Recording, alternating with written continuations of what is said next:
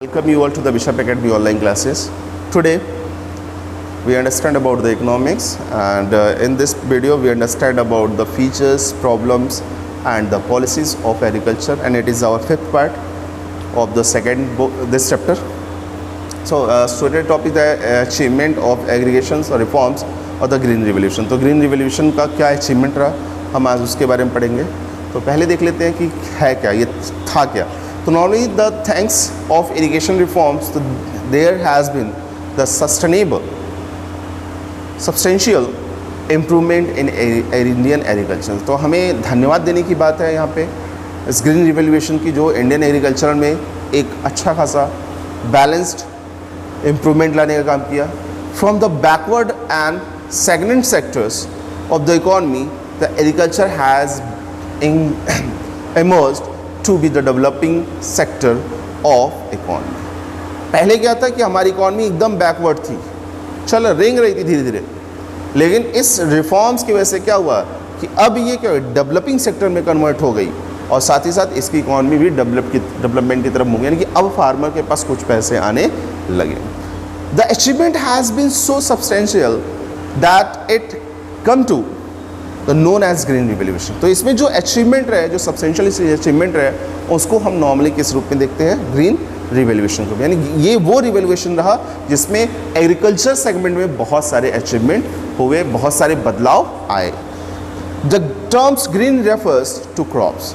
Green refers किसको करता है, क्रॉप्स को, and revolution refers to support together. और रिवोल्यूशन जो रेफर्स करता है वो सपोर्ट टुगेदर, यानी कि जो क्रॉप्स में जो सपोर्ट की रिक्वायरमेंट थी, एक दूसरे का जो सपोर्ट चाहिए था, यानी कि गवर्नमेंट का और फार्मर्स के बीच में जो सपोर्ट चाहिए था, वो यहाँ पे जनरेट करने का काम किया गया था. The terms implies the support in crops production. और ये किस तरीके का सपोर्ट था, क्रॉप्स प्रोडक्शन में सपोर्ट था.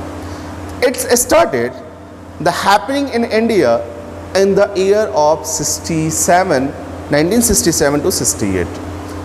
In the year the 1967-68 itself, the food grains production increases by the nearly 25%. India becomes the self-sufficient in the food production of the self-sufficient in the production of food grains. तो normally क्या था, इसके पहले हम self-sufficient मतलब self, जो रिलायंस की हम बात करते हैं, रिलायंस की सिचुएशन हमारे पास नहीं थी. क्या था, एक प्रॉब्लम थी भाई, हमारे लोगों को खाने भर का यानी फूड, जो कह लीजिए फूड प्रोटेक्शन जो हमारे पास था वो नहीं था, एक प्रॉब्लम बनी रहती थी. लेकिन इस रिवोल्यूशन की वजह से क्या हुआ कि हम क्या हो गए, द सेल्फ सफिशिएंट हो गए, अपने ऊपर निर्भर हो गए. अब अपनी ज़रूरत के हिसाब से हमने प्रोडक्टिविटी को करना शुरू कर दिया. Green revolution in India has the marked by the two distance faces. दो फेसेस के थ्रू इसको दिखाया जाता है. एक 1670s मिड की अगर बात करें, और दूसरा 70s 80s मिड की अगर बात करें. तो था क्या, तो ड्यूरिंग दिस फेज यानी कि 1670s के फेज की अगर बात करें, the scope of green revolution was restricted largely to the wheat and rice growing the regions of the countries. इसमें जो फोकस था वो मोस्टली किसके ऊपर था, व्हीट एंड राइस के ऊपर था, जो पूरे रीजन यानी कंट्री के रीजन्स में उनके ग्रोथ की बात करते हैं. हमारे अपने देश में जिस भी क्षेत्र में इसकी प्रोडक्टिविटी वो ज़्यादा हो सके. इसका सीधा एग्जांपल आप देख लें तो पंजाब, आंध्र प्रदेश और तमिलनाडु में इसका सबसे ज़्यादा इम्पैक्ट पड़ा. यहाँ पे इन चीज़ों की प्रोडक्टिविटी बहुत ही अच्छे तरीके से होती है.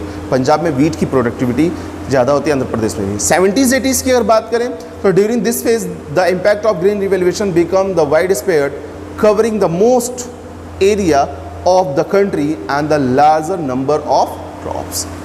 इस सिचुएशन में क्या था कि ग्रीन रिवोल्यूशन में क्या कहता है, वाइड स्पेयर्ड की अगर बात करें तो वाइड स्पेयर्ड चेंजेस रहे, जिसने क्या किया कि कंट्री के कहते covering the most area of the country, जिसने क्या किया बड़े लार्ज क्वांटिटी में अपने देश में बहुत बड़े एरिया को कवर करने का काम किया प्रोडक्टिविटी के मामले में. Across both these phases, green revolution is characterized by the following features.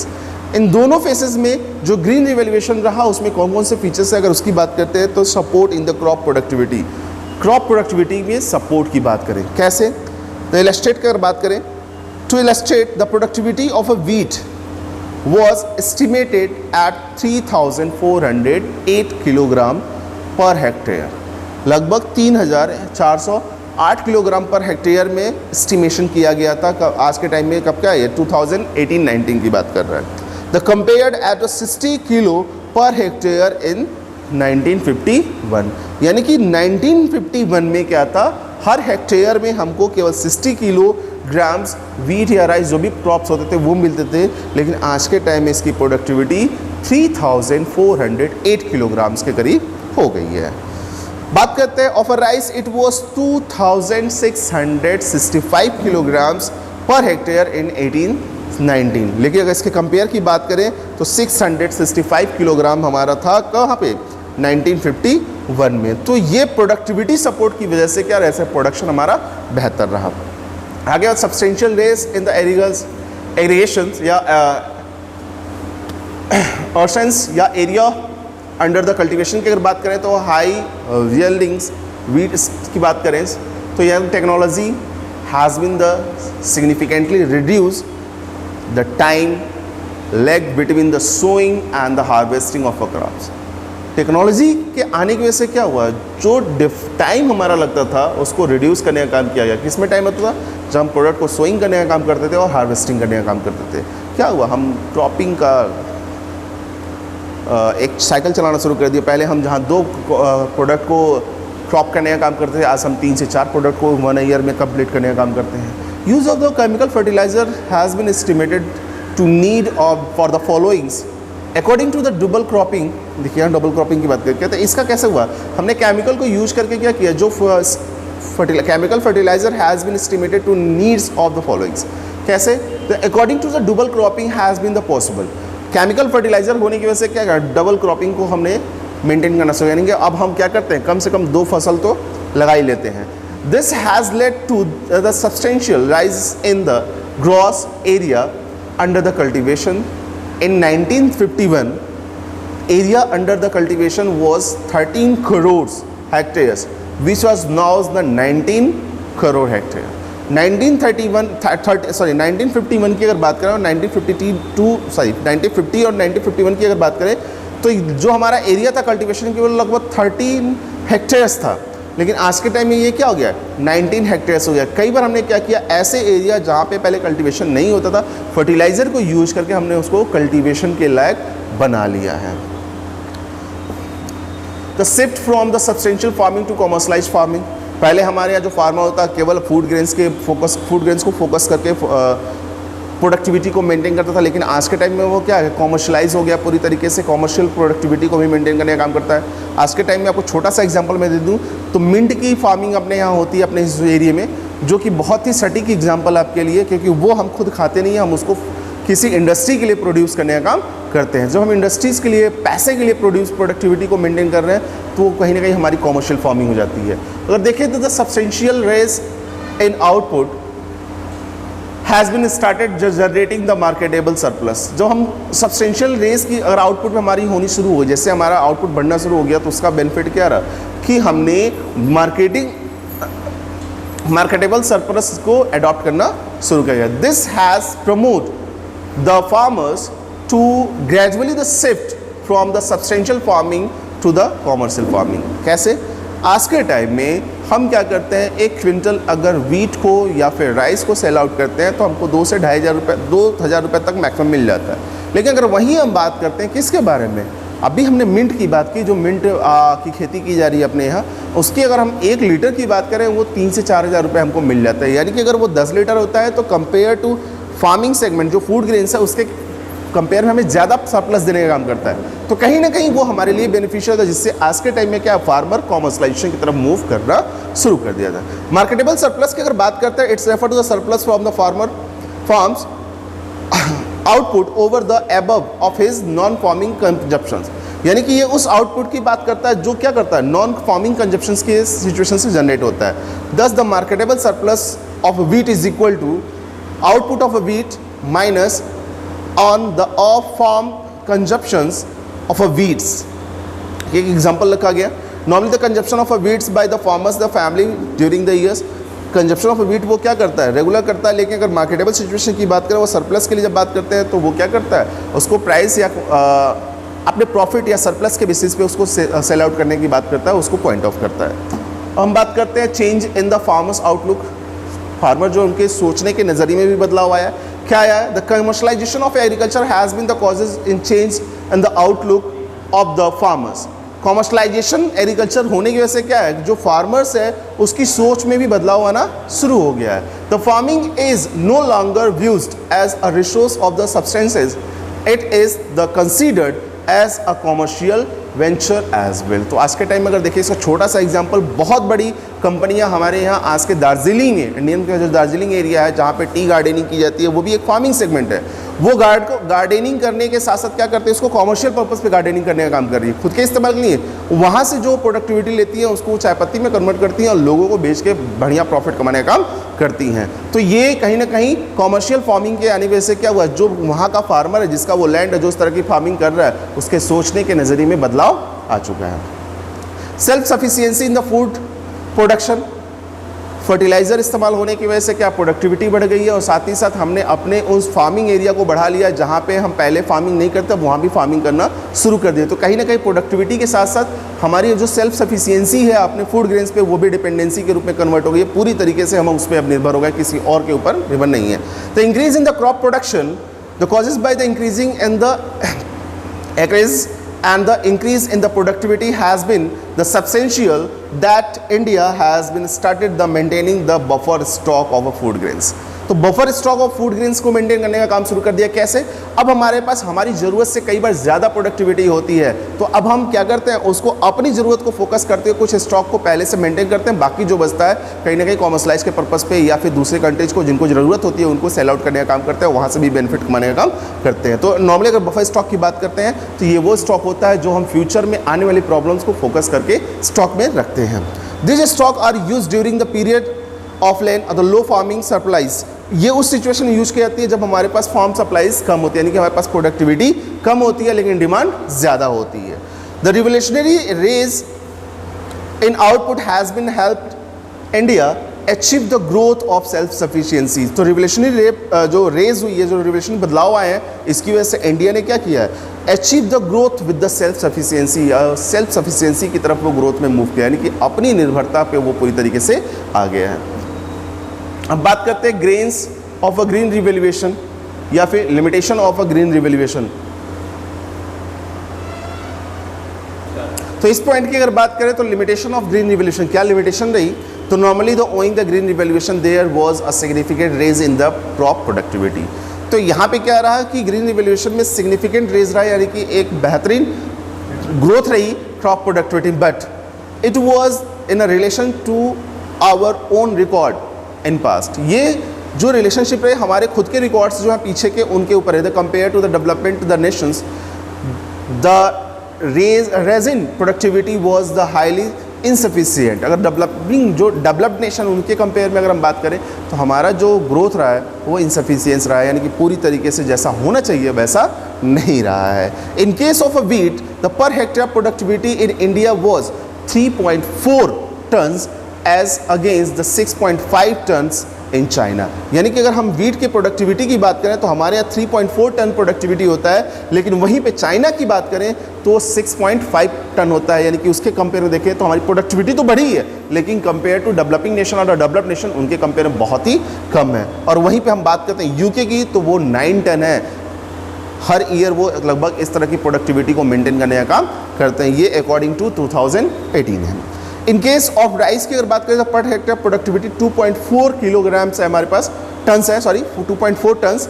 और वहीं पे हम अगर चाइना की बात करते हैं तो वहाँ 6.8 टन्स इनकी प्रोडक्टिविटी आता है। ये 2018 के अकॉर्डिंग है। तो कहीं ना कहीं देखें तो कंपेयर टू इंटरनेशनल लेवल हमारे जो कंपटीटर्स हैं या जिनके साथ हम अपने आप को चेक करते हैं, उनके कंपेयर में हमारे यहाँ अभी भी प्रोडक्टिविटी बहुत ही कम है।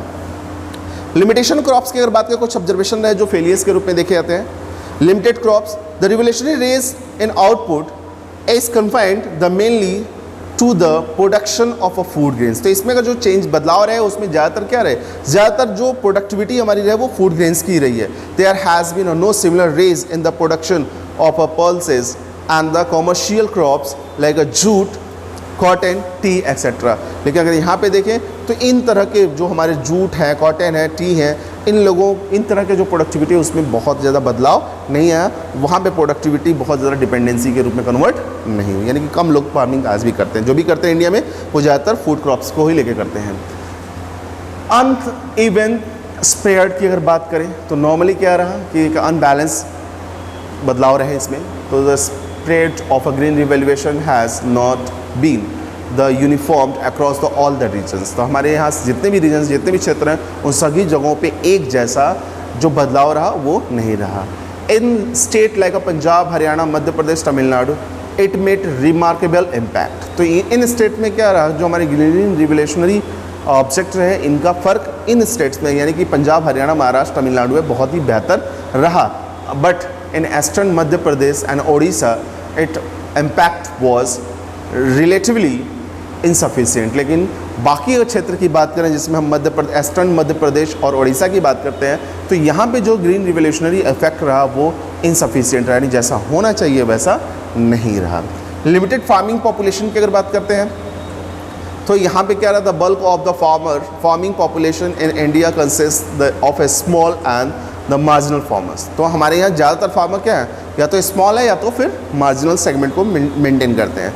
The Gall's revaluation has been the elude to these farmers because the high weld seeds, the technology, high welding varieties technology required the expensive inputs which are beyond the reach of the marginal farmers। तो normally अगर देखें तो green revolution की जब भी बात करते हैं तो उसमें जो टेक्नोलॉजी का इस्तेमाल है उसमें हमारा आज भी क्या है, जो छोटे फार्मर हैं उनकी पहुंच से ये दूर है, यानी कि वो अभी भी इस चीज़ को अडॉप्ट नहीं कर पाते हैं। तो आगे चलते हैं।